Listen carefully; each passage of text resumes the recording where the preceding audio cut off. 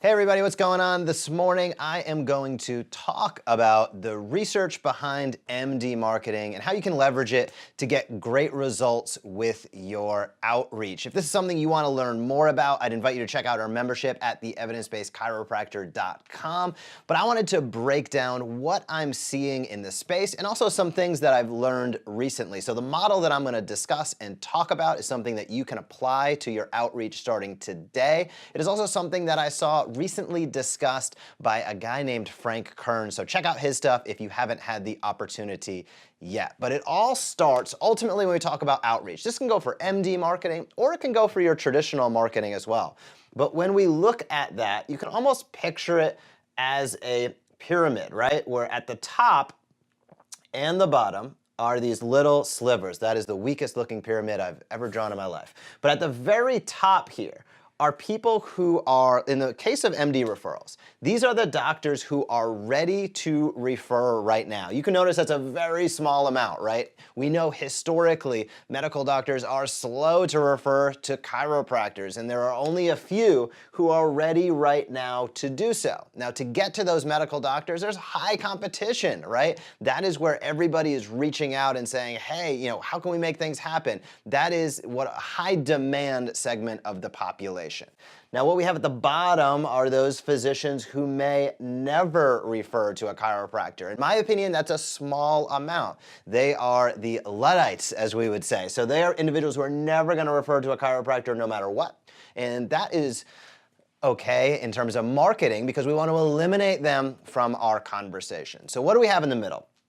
In the middle, which is the biggest area, we have those medical doctors who haven't referred yet, but they are open to doing so. That is the middle of the bell-shaped curve, or in this case, the middle of the pyramid. Those are physicians who are warm to the idea, open to it, but they haven't gone through those mechanicals yet. But perhaps in the next 30, 60, or 90 days, they'd be willing to make a referral if the stars aligned. So how do you make the stars align, right? That's what we're getting down to. We know a certain small percentage are already referring to chiropractors. We know a certain small percentage are never going to refer to a chiropractor, but how do you get to the people in the middle? Well, the way that you get to the people in the middle, whether it is marketing to medical doctors or whether it is marketing to the people in your community, is by content and outreach. You can see handwriting is not where I excelled early in life. So content and outreach is ultimately how you warm that middle, right? How often are you touching them? How often are you having your messaging in front of them?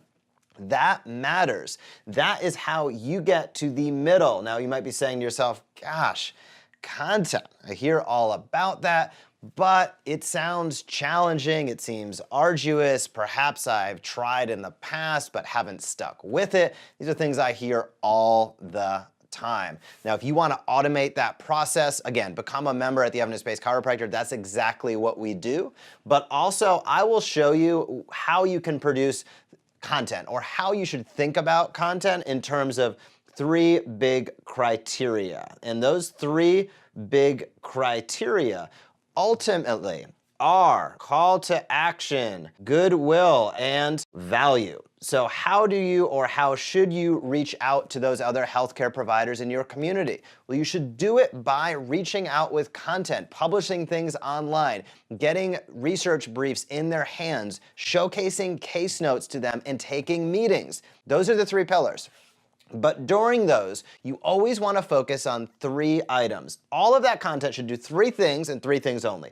Provide value, build goodwill, and have a strong call to action. So what do I mean by that? Provide value. In the case of our research briefs with the Evidence Based Chiropractor, it is a monthly touch point that's consistent content delivery, right? A monthly touch point with a piece of research that highlights something they might not know. That is value, value, value. It is delivering information to them in an educational and entertaining way that makes sense. So a research brief monthly to the physicians that you want to get to, which should be a majority of the physicians in your community, is one way to go about that. Now, the second thing with that content is it's building goodwill.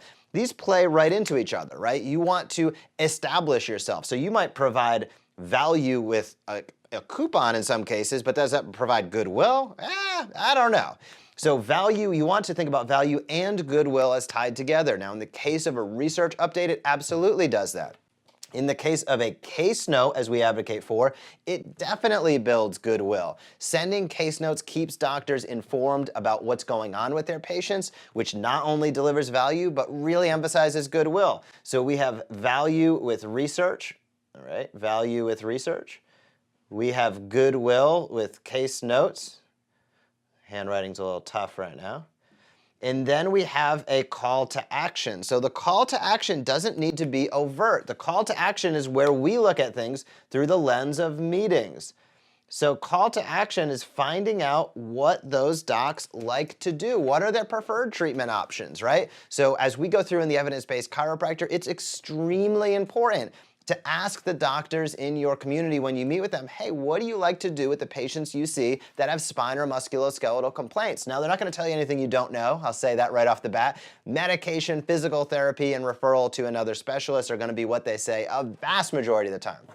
So how do you create a call to action without seeming sleazy or cheesy? One way to go about that during a meeting, if a doc says to you, we love to prescribe medications and start with NSAIDs, you might say something to the effect of, hey, a lot of our referral partners start out the same way, but they get frustrated with patients that have GI complaints and they're unable to take those NSAIDs. They love to look towards our office to start those patients conservatively. We'd be happy to be a resource for you as well.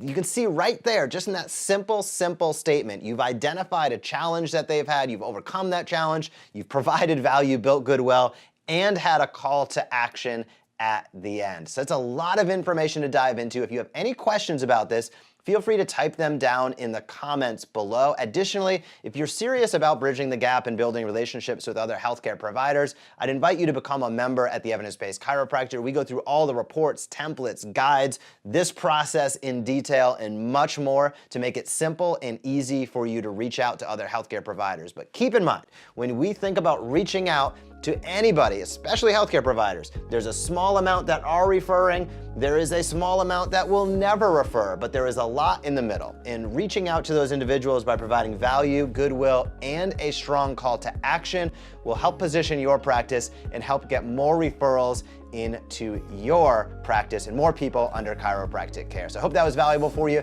Feel free to comment down below and I'll talk to you soon.